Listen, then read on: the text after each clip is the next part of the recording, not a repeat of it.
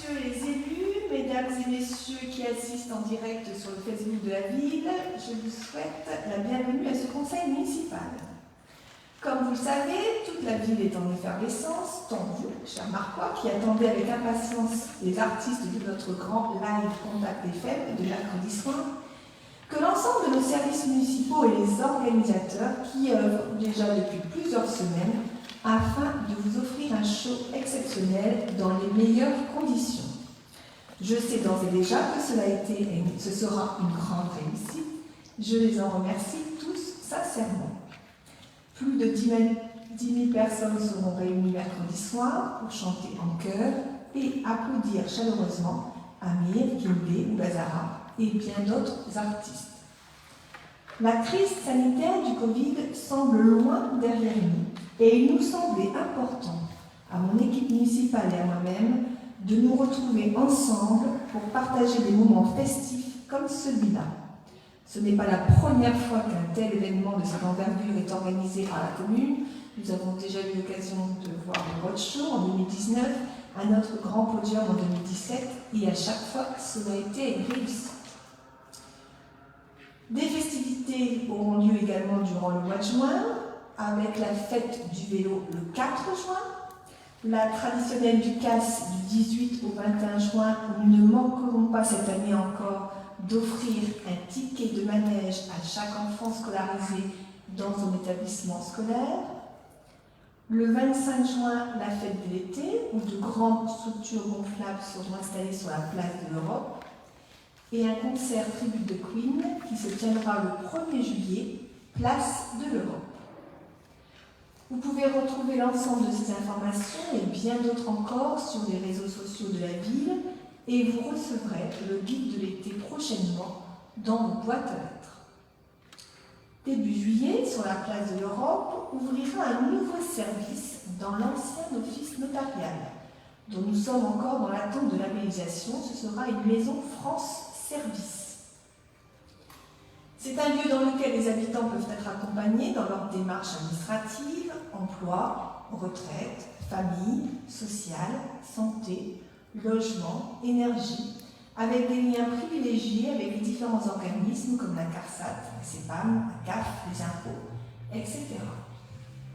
L'idée principale de la création des maisons France Service est de pouvoir répondre à un réel besoin des usagers en rendant accessibles les démarches qui sont de plus en plus dématérialisées à partir de juillet 2022, en les accompagnant au mieux dans les différentes formalités administratives.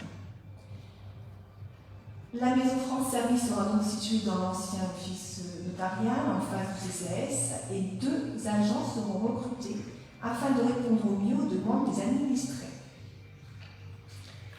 La santé de nos enfants étant primordiale, j'ai décidé d'équiper chaque classe d'un capteur de CO2. La distribution dans chaque école se fera d'ici début juin. Au total, ce seront 50 capteurs qui ont été achetés par la commune.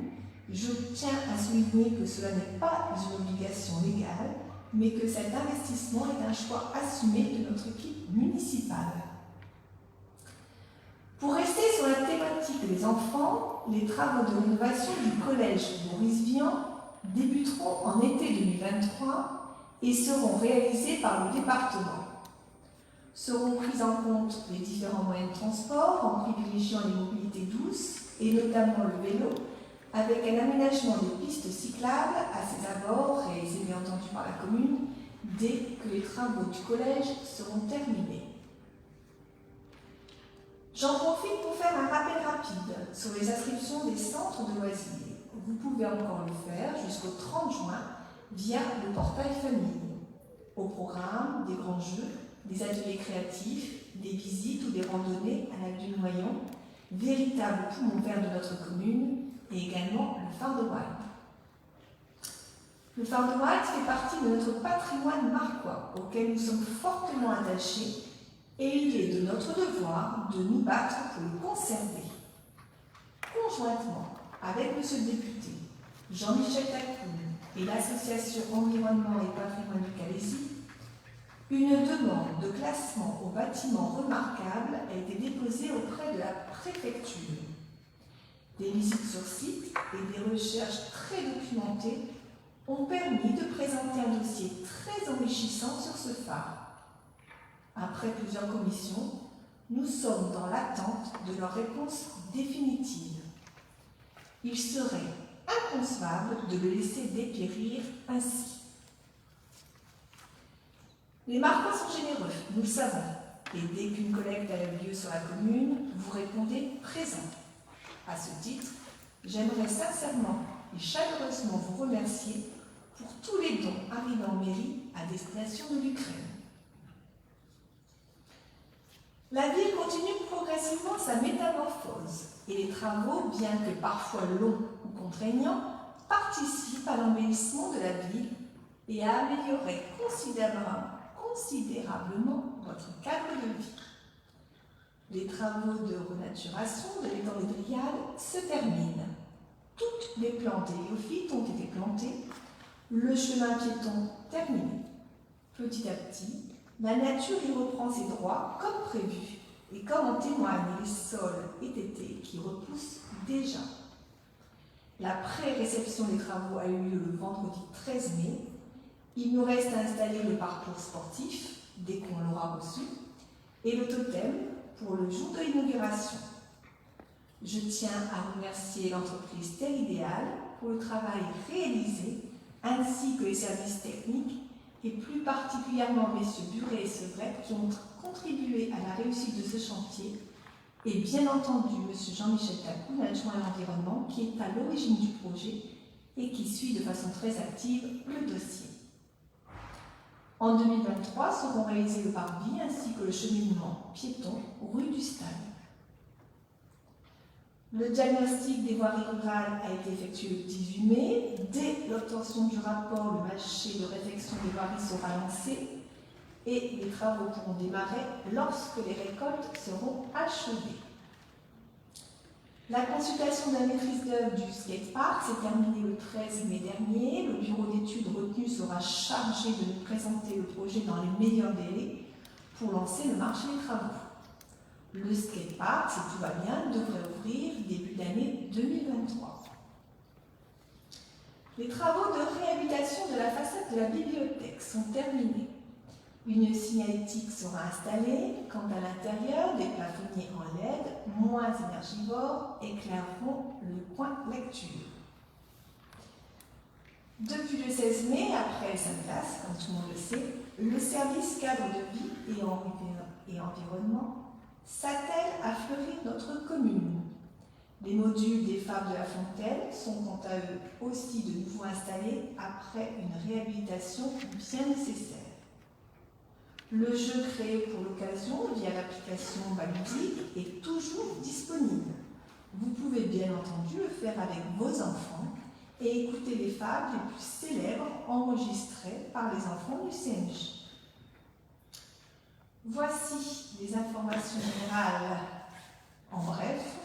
Nous pouvons donc passer dès à présent à l'ordre du jour. Je vous propose de désigner M. Guillaume, secrétaire de séance. Y a-t-il des votes contre? Des abstentions? On peut demander donc à M. Guillaume de faire l'appel. Merci Madame le maire. Veuillez répondre par présent à l'appel de votre nom. Madame Noël Corinne. Présent. Monsieur Lefebvre Raymond. Présent. Madame Dumont de Seigne Véronique. Présent. Monsieur Martin Fabrice. Présent. Madame Loucher Laurence. Présent. Monsieur Tacoun Jean-Michel. Présent. Madame Lilien Sophie. Présente.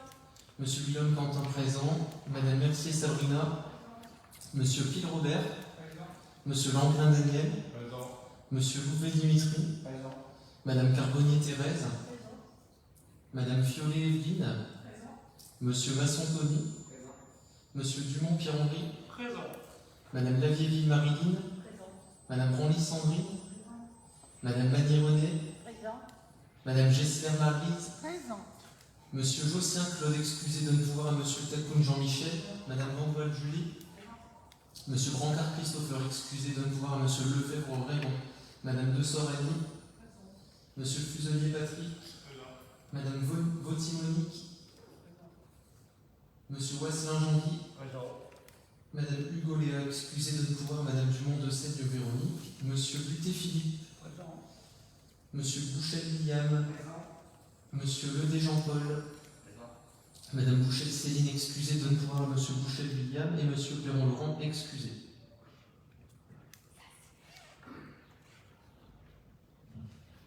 Merci, Monsieur William. Le quorum étant atteint, nous allons pouvoir déclarer ouverte la séance du Conseil municipal. Nous passons au premier point avec l'approbation du procès-verbal du 28 mars 2022. Y a-t-il des remarques?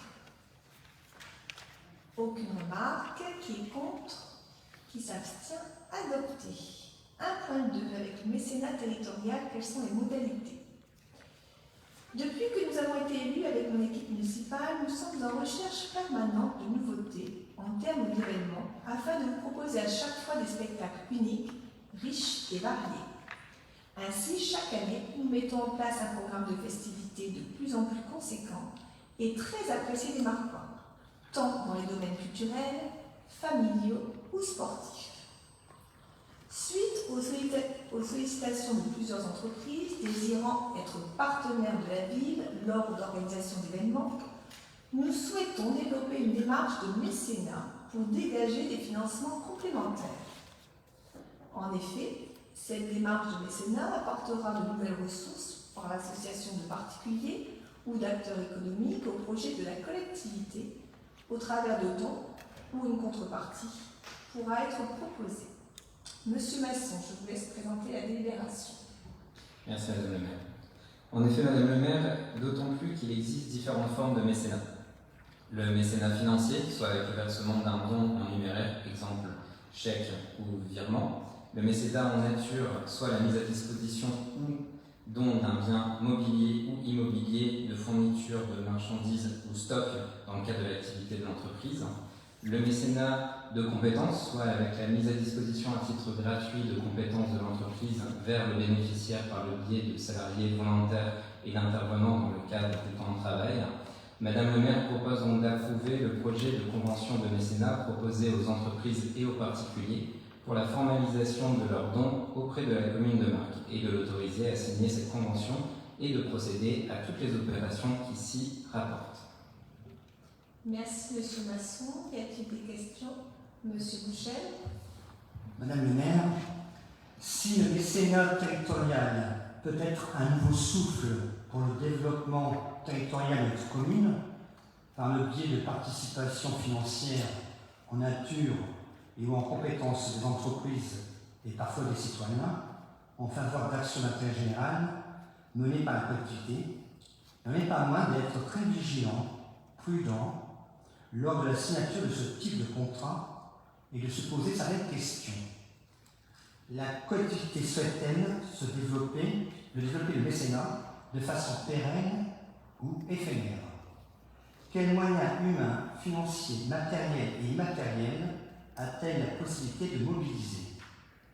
D'autre part, à vous, Madame le maire, de bien choisir le mode de gestion. Se méfier de mécènes qui chercheraient à avoir un ancrage dans la commune, une contrepartie de leurs dons financiers et de voir perdre ainsi notre autonomie dans notre pouvoir décisionnel. Et pour terminer, que la ville de Marcq ne s'engage pas à associer son nom avec un mécène susceptible de nuire à son image. Point 7, communication de la charte d'éthique. Donc moi je serais un peu prudent, un peu sceptique, sachant que nous avons quand même dégagé 1 800 000 € d'excédent en 2021. Donc pour toutes ces raisons, je vais m'abstenir pour cette délibération. Monsieur Bouchel, ce sont des entreprises qui nous ont sollicité et qui sont bien entendu validées uniquement par nous les élus. On sait très bien qu'on ne va pas prendre n'importe quel sponsor. Ce n'est pas du tout le but d'afficher les entreprises qui ne seraient pas en faveur de la commune de Marcq et qui ne seraient pas correctes, comme on peut dire. Donc on sera très très vigilant sur le choix des entreprises qui désirent apporter leurs dons. Nous avons fait un contrat, une convention qui est vraiment faite par un juriste, de telle façon à bien encadrer la procédure. Il est hors de question de faire n'importe quoi. Donc vous avez eu normalement, avec les documents, vous avez tout un projet justement de cette convention qui permettra de bien encadrer comment on amène cette ce partenariat avec l'entreprise. Donc normalement c'est bien encadré, il n'y a aucun souci à avoir là-dessus. On choisit l'entreprise, on choisit nous-mêmes les manifestations, donc selon les manifestations on pourra accorder ou pas les sponsors, ça on verra bien, ce sera à nous de choisir également. Donc je pense que vraiment tout a été cadré et on a fait exprès de passer par un juriste. Voilà, donc soyez rassurés, c'est uniquement pour de gros événements comme celui-ci, le podium. On ne va pas le faire pour des petites manifestations, il n'y aurait aucun...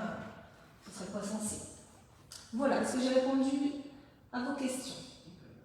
Parfait, donc nous passons au vote. Qui est contre? Qui s'abstient? 2 abstentions, plus à voir. La délibération est donc adoptée. Nous passons au point 2 avec les ressources humaines. Le comité social territorial. Le 8 décembre prochain se tiendront les élections professionnelles. Ainsi, dans le cadre de son renouvellement, il convient de délibérer sur 3 points. Le nombre de représentants titulaires du personnel, le nombre de représentants titulaires de la collectivité, le recueil ou non du vote des représentants de la collectivité. Madame Dumont. Merci Madame le maire. Le comité social territorial est l'instance par excellence du dialogue social au sein des collectivités territoriales. L'article 4 de la loi 2019-828 du 6 août 2019 de transformation de la fonction publique a modifié l'article 32 de la loi numéro 84-53 du 26 janvier 1984 et prévoit la fusion des comités techniques et des comités d'hygiène, de sécurité et des conditions de travail à l'issue du prochain renouvellement général des instances de dialogue social dans la fonction publique au sein d'une nouvelle instance qui sera dénommée Comité social territorial. Composé de représentants de la collectivité et du personnel en nombre égal, il est compétent pour l'ensemble des agents, quel que soit leur statut, et sur toutes les questions collectives intéressant l'organisation, le fonctionnement, la gestion des ressources humaines de la collectivité. Ils sont examinés notamment les questions relatives aux effectifs, aux emplois, aux compétences, aux règles statutaires, aux méthodes de travail, aux grandes orientations en matière de politique indemnitaire, à la formation, à l'insertion professionnelle, à l'égalité professionnelle et à la lutte contre les discriminations. Étant entendu que le nombre de représentants titulaires du personnel est fixé selon l'effectif des agents relevant du comité social territorial, à savoir lorsque l'effectif est au moins égal à 50 et inférieur à 350, ce qui est le cas de notre ville, il est fixé entre 3 et 5 représentants.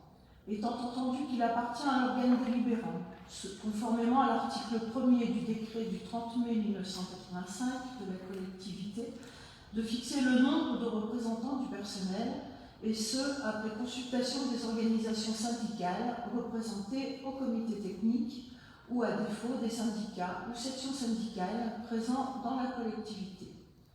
Sachant que la consultation des organisations syndicales est intervenue ce jour en comité technique, qui a donné un avis favorable à la présente proposition, Madame le maire vous demande de maintenir à 5 le nombre de représentants titulaires du personnel et par souci de parité à 5 le nombre de représentants titulaires de la collectivité. De plus, et conformément au texte en vigueur, Madame le maire vous propose de maintenir également le recueil de l'avis des représentants de la collectivité. Merci Madame Dumont. Y a-t-il des questions? Aucune question. Qui est contre? Qui s'abstient? Adopté à l'unanimité. 2.2 avec le tableau. Madame le maire, Ah, vous j'ai pas votez vu. le point 1.3 de la délibération.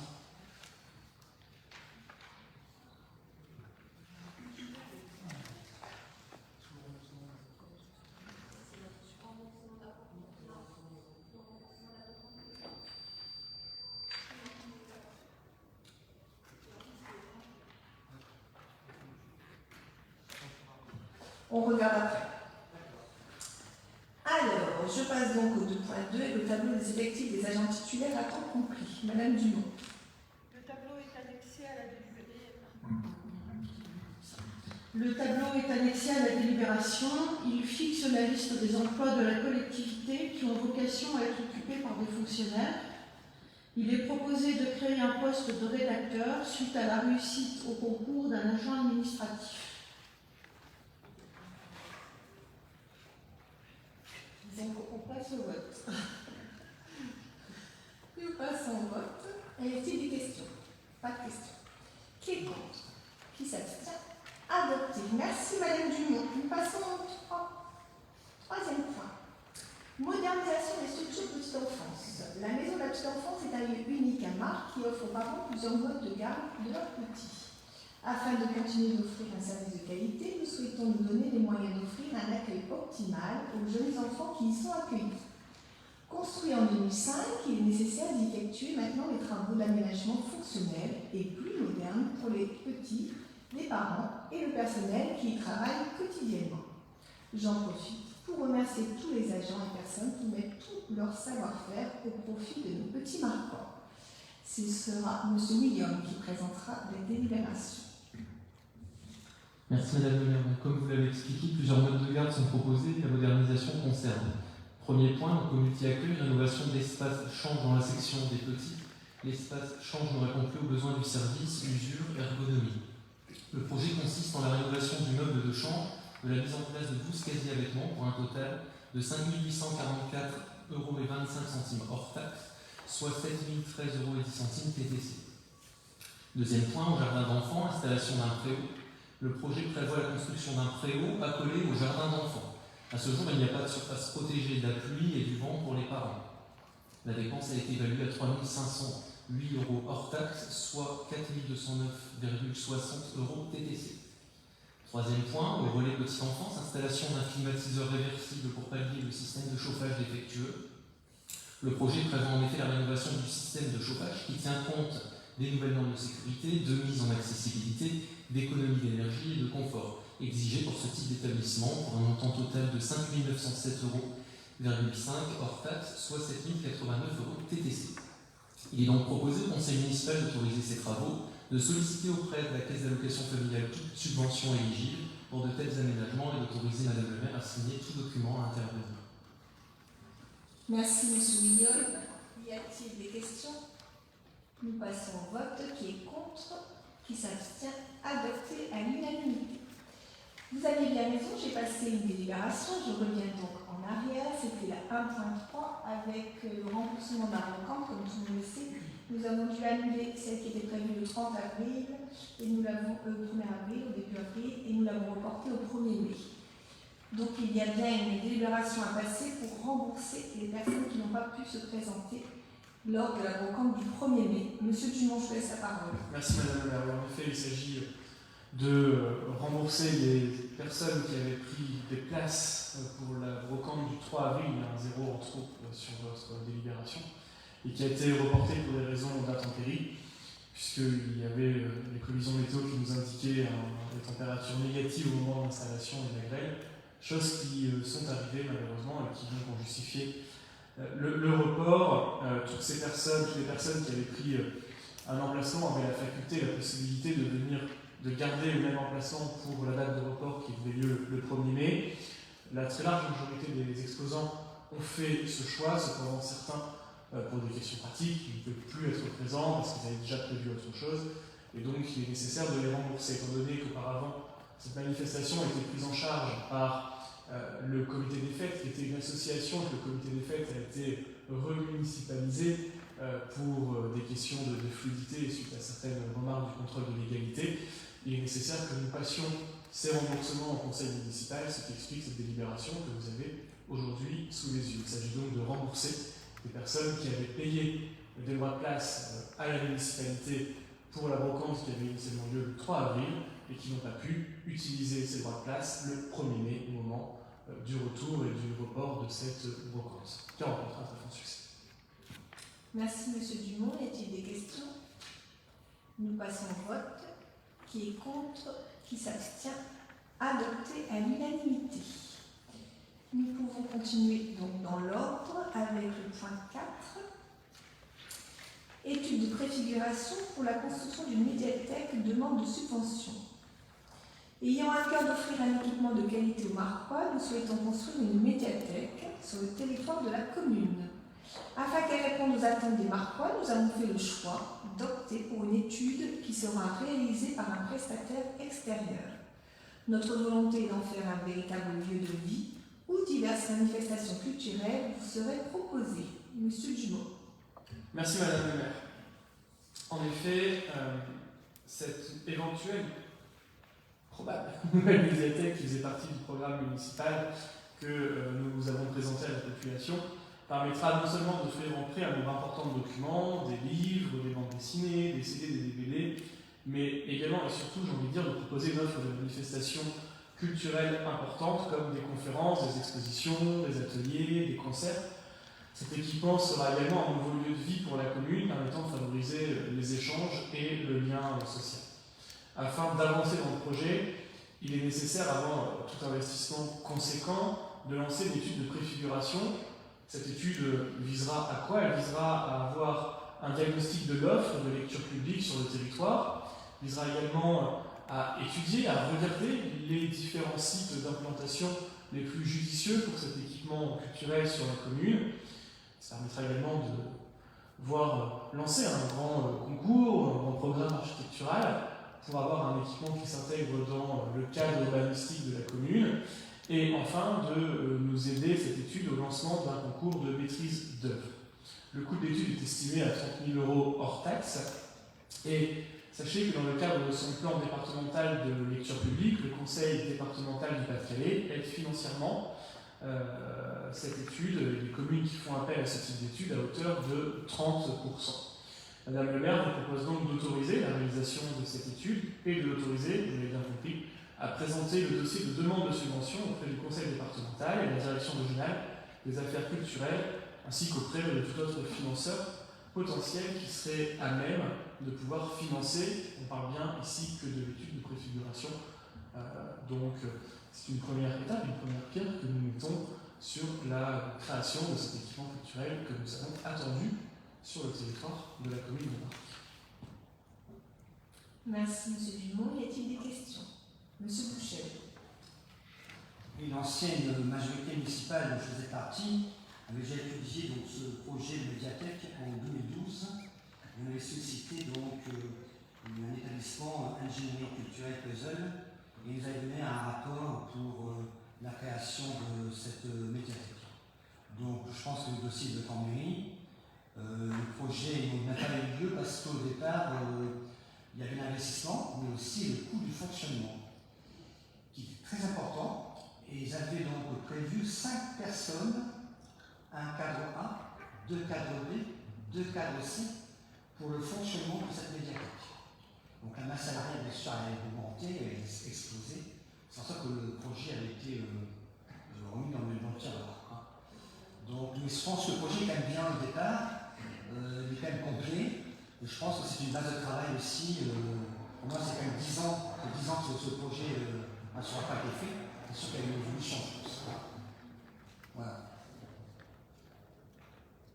Oui, en effet, monsieur Bouchel, vous avez raison, il y avait une étude qui avait été réalisée. C'est d'ailleurs un des rares documents que j'ai retrouvé dans le bureau du maire quand j'ai récupéré les clés du bureau en 2014. Donc, j'ai consulté parce que je n'avais pas beaucoup d'autres lectures.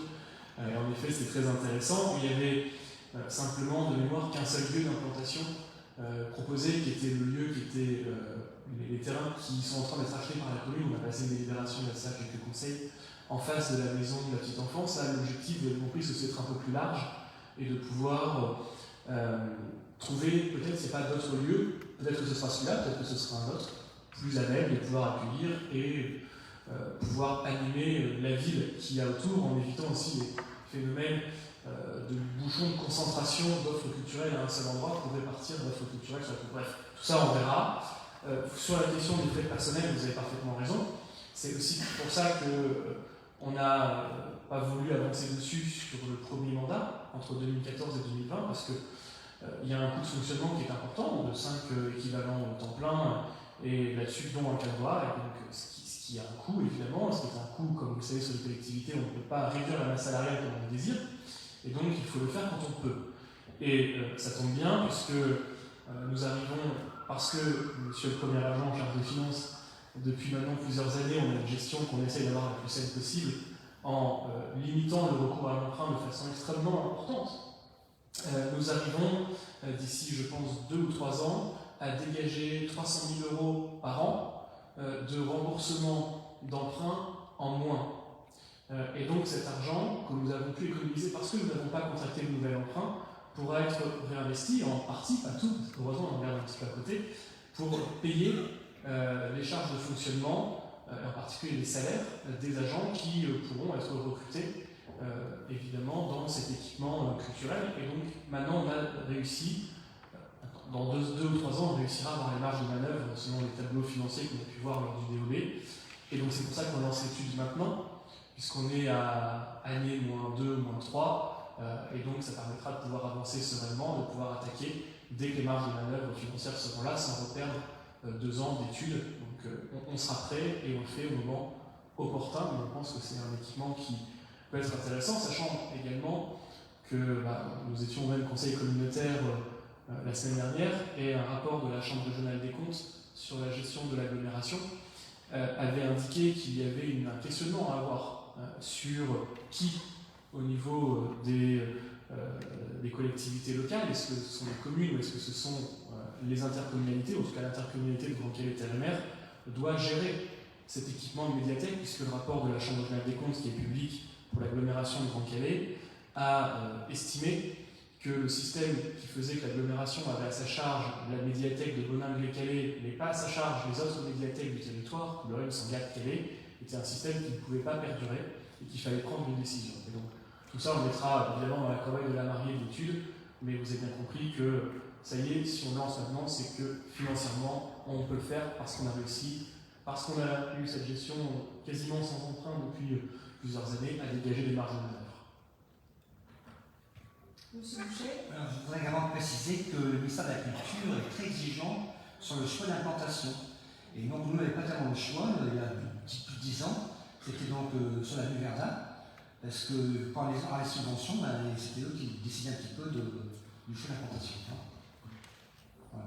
Le but de l'étude est quand même de justement nous accompagner au mieux dans ce dossier, et donc ils nous seront, je pense, ils viendront vers nous pour nous étudier le meilleur endroit stratégique sur la commune. Donc on attend de la part de cette étude justement d'avoir toutes les informations avant de prendre notre décision. Comment on s'organise, quel est le lieu. On sait bien quand même qu'on est une commune de près de 11 000 habitants et c'est, je pense, un équipement indispensable pour une commune telle que la nôtre. C'est un lieu de vie, c'est un lieu d'animation, c'est pas simplement emprunter des livres, hein, ça n'a rien à voir. La vraie médiathèque d'aujourd'hui, maintenant, c'était vraiment un lieu d'animation, il y aura possibilité de faire des expositions, des soirées contes, enfin, il faut vraiment la faire vivre. Donc, je pense qu'il y a une vraie attente de la part des Marquois, et donc, c'est à nous de réfléchir, de trouver le bon équipement. Je suis entièrement d'accord avec vous, Madame le maire. C'est parfait, Monsieur Boucher, j'en suis ravie. Allons-y, nous passons au vote. Qui est contre? Qui s'abstient? Adopté à l'unanimité. Nous allons passer maintenant au point 5, avec le cadre de vie, avec la création d'un skatepark et une demande de subvention. Dans le cadre de sa politique d'amélioration du cadre de vie et dans l'objectif de diversifier la pratique du sport sur son territoire, la commune envisage, au travers de son plan pluriannuel d'investissement, la création d'un nouveau skatepark situé à la place de l'actuel, qui est devenu quand même très ancien et plus assez sécurisé. Ce nouvel espace de sport ouvert sera accessible à tous et permettra de diversifier notre offre d'infrastructures sportives sur la commune. Madame Fiollet. Merci Madame le maire. En effet, le nombre de personnes pratiquant le skate et la trottinette étant en pleine expansion et les équipements existants, comme vous l'avez dit, devenant vétustes, ce qui peut être très dangereux pour les utilisateurs, la commune a donc décidé de remplacer son skatepark en construisant un nouveau semi-enterré. Le développement de la pratique du BMX sera également envisagé en lien avec le club de marque. Pour cela, la commune peut bénéficier d'une subvention dans le cadre du programme des équipements sportifs de proximité proposé par l'Agence nationale du sport. Madame le maire vous demande de vous prononcer sur le projet de création d'un nouveau skatepark et de l'autoriser à à solliciter une subvention auprès de l'Agence nationale du sport, ainsi qu'à signer tout document à intervenir. Merci Madame Violet. Y a-t-il une demande d'intervention? Nous passons au vote. Qui est contre? Qui s'abstient? Adopté à l'unanimité. Nous passons au 5.2 avec la mise en place d'un local de centre de supervision urbain et une demande de FPD. Notre police municipale a été créée en 2017 et est composée de 5 agents actuellement. Son objectif est d'assurer la sécurité des administrés au quotidien, mais aussi d'effectuer des opérations de prévention, notamment sur la pratique du vélo, par exemple, auprès des écoliers marquants. Chaque jour, ils effectuent un travail remarquable et je salue ici leur professionnalisme. Monsieur Louvet. Merci Madame le maire. Pour compléter les propos de Madame le maire, aujourd'hui, c'est un réseau de 95 caméras de vidéoprotection qui a été développé et qui sillonne l'ensemble du territoire communal. Afin de visionner en temps réel les images transmises par ces caméras et faciliter leur exploitation, il convient de créer un centre de supervision urbain grâce auquel la police municipale pourra réagir rapidement et de façon appropriée, quelle que soit la situation. L'État a lancé un appel à projet Fonds interministériel de prévention et de la délinquance, FIPD, pour l'année 2022. Celle-ci finance les centres de supervision urbain dans l'objectif d'optimiser l'usage de l'exploitation de la vidéoprotection. Madame le maire vous demande de vous prononcer sur le projet de création de centre de supervision urbain et de l'autorisation de solliciter une subvention auprès du FIPD, ainsi que de signer tout document à intervenir. Merci Monsieur Louvet. Y a-t-il des demandes d'intervention?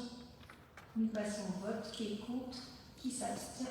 Adopté à l'unanimité. Nous passons au 5.3 avec l'acquisition de gilets pare-balles. Pour assurer au mieux leur mission, il faut avant tout que nos agents travaillent en sécurité. Et cela passe par l'acquisition de gilets pare-balles. Pour cela, nous avons décidé de répondre à un appel à projet lancé par l'État pour l'année 2022, le FIPD. Monsieur Louvet, en charge de la sécurité sur la commune, je vous laisse. Merci Madame le maire. Le FIPD vise à améliorer les conditions de travail et de protection de la police municipale par le financement des acquisitions de matériel et de protection. Le montant de l'aide financière est fixé à 250 € par gilet pare-balles. Madame le maire vous demande de vous prononcer sur l'acquisition de 5 gilets pare-balles et de l'autorisation à solliciter une subvention auprès du Fonds interministériel de prévention de la délinquance, ainsi qu'à signer tout document à intervenir. Merci Monsieur Louvet. Des remarques? Qui est contre? Qui s'abstient? Adopté à l'unanimité. Nous voici, je pense, au terme de notre conseil municipal. Comme chaque fois, on va terminer par quelques communications diverses. Et nous commençons par les travaux avec M. Martin. Merci Madame le maire. Aménagement de la place de l'Europe. Les travaux de la place de l'Europe touchent à leur fin. L'entreprise Eiffage a réalisé l'enrobé des trottoirs face au nouveau logement rue Gaston-Paris. Quant à l'avenue de l'aéroport et l'allée des Tilleuls, les travaux de finition enrobés seront effectués lorsque les logements situés à l'allée des Tilleuls seront réceptionnés. La date prévisionnelle se situe aux alentours de mi-juillet. Dans ce cas, les travaux de réfection du chaussée pourraient être programmés avant la rentrée de septembre. Quartier des Hautes-Communes. Deuxième phase, les travaux se poursuivent. Après la rue d'Artois, c'est la rue de Flandre qui fait l'objet de travaux de VRD avec la création de la noue. Quant à la première phase, les travaux de plantation ont eu lieu pendant le mois de mai avec la pose de poteaux bois donnant de la verticalité au projet. La Ronde-Paul, suite à l'attribution du marché, les travaux ont commencé le mercredi 11 mai dernier. La réception du chantier a eu lieu ce matin même. Il s'agit donc d'une chaussée lourde, renforcée, prévue pour accueillir de gros engins type agricole, sur une longueur de 700 mètres, avec une noue qui aura pour fonction de récolter les eaux pluviales. Des refuges ont été profilés pour favoriser le croisement des véhicules. Cette nouvelle voie sera limitée à 30 km/h. Les agriculteurs et Eden 62 n'ont pas été oubliés puisque des accès de 8 mètres linéaires sont prévus afin qu'ils accèdent facilement à leur parcelle. Les assistances à maîtrise d'ouvrage, donc avenue de Verdun, le marché pour l'assistance à maîtrise d'ouvrage vient d'être attribué. Le bureau d'études va commencer ses investigations. De plus, nous avons reçu un courrier du département signalant qu'il se tenait disponible pour la suite à donner à ce dossier. Doivent être lancés les AMO suivants pour le quartier Chouetzert et pour la rue Roblin. Maîtrise d'œuvre, rue des Sapins. La maîtrise d'œuvre pour les sapins de la rue des Sapins a été attribuée. Le bureau d'études présentera prochainement l'esquisse du projet et prévu une réunion avec les riverains afin de leur présenter le projet, définir les modalités et présenter un planning de travaux. Il a été demandé au bureau d'études pour une fin de travaux pour la fin des vacances de Toussaint. Rue Flaubert, les études sont actuellement en cours pour la création d'enrobés. Sauf imprévu, les travaux devraient commencer avant la fin de l'été. Voilà pour le petit point de travaux, Madame le maire. C'est parfait, Monsieur Martin. Nous continuons avec la jeunesse, Monsieur Guillaume. Merci Madame le maire. Concernant les événements passés, dans le cadre de la découverte de notre patrimoine culturel et historique, le Conseil municipal des jeunes s'est rendu le jeudi 21 avril avec le souvenir français de Calais à Notre-Dame de Lorette et a visité le musée vivant de la guerre 14-18. Le lundi de Pâques, les jeunes du CMJ ont organisé la traditionnelle chasse aux œufs. Elle était réservée au matin pour les plus petits et l'après-midi pour les plus grands. Des centaines de familles ont répondu à cette invitation, sont reparties avec le sourire, mais surtout sont reparties avec des œufs en chocolat. Lors des dernières vacances, le stage poney et piscine ainsi que l'accueil de loisirs se sont bien déroulés.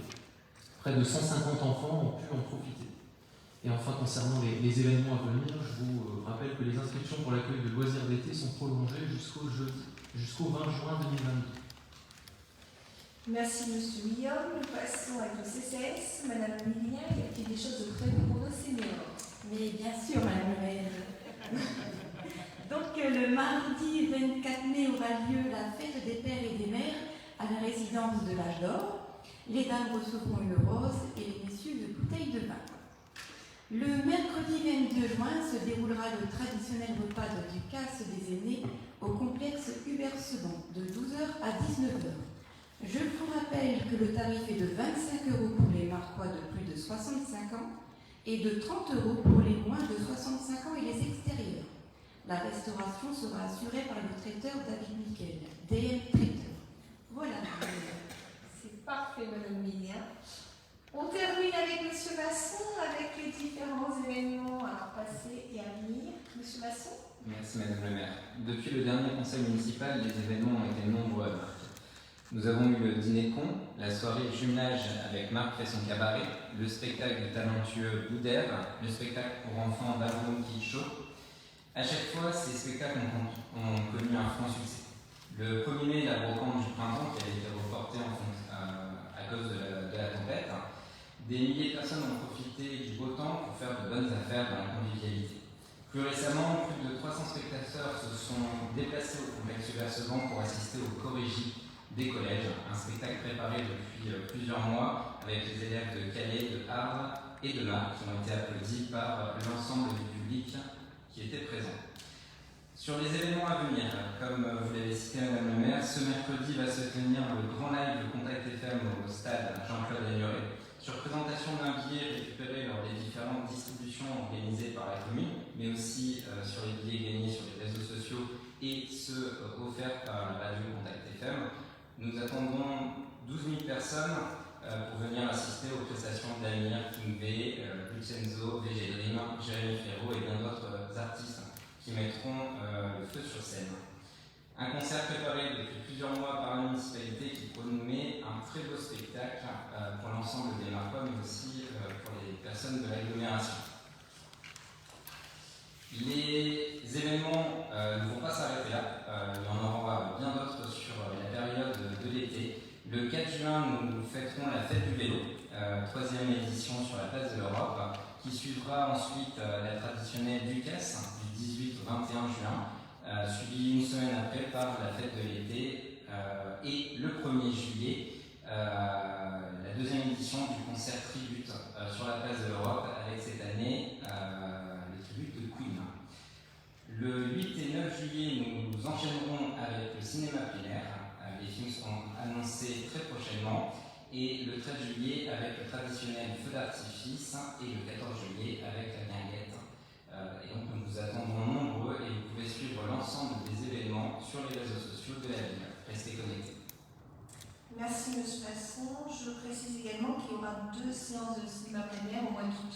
On a choisi cette année de répartir parce qu'on sait très bien qu'au mois de juillet, il y a des personnes qui sont parties en vacances. Donc de façon à faire en profiter un maximum de personnes, on a essayé de faire 2 séances au mois de juillet et 2 séances au mois d'août. Voilà, ainsi s'achève notre conseil municipal. Il a été court, mais c'est vrai que l'ordre du jour était assez succinct. Merci à tous d'avoir participé à ce conseil. Je vous donne rendez-vous certainement fin juin, début juillet pour le prochain conseil municipal et je pense qu'on réintégrera le cours de notre conseil municipal à la salle en mairie. Voilà,